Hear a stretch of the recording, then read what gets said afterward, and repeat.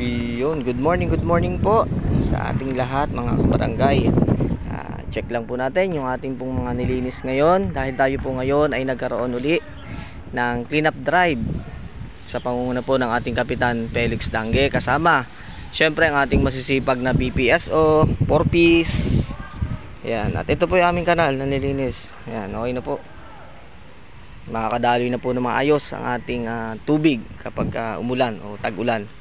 At ito po naman yung ating mga napanguhang basura sa ating paglilinis. Ipagpasensya nyo na lamang po kasi yung last hakot po natin medyo napuno na po agad. Pero hindi po tumitigil.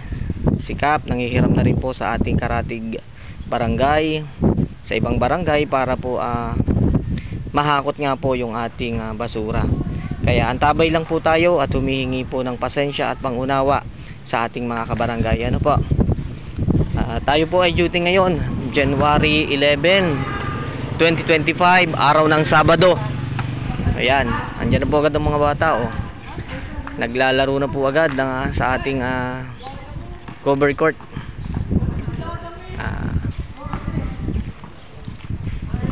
Napakaganda ng mga exercise tuwing umaga. Ayan po, 4x4. Ayan. Dito po tayo ngayon sa Barangay Hall na. Ayan. Ito pong ating ginagawang opisina ng SK at senior citizen. Patuloy pa rin po. Ayan po, tinatapos po nila. Nagmamasilya na si Kuya. Malapit na po yan, malapit na sa ating mga senior at SK kabataan. Ayan, duty po. Medyo pahinga po muna tayo kasi medyo napagod din naman po ng kauntian.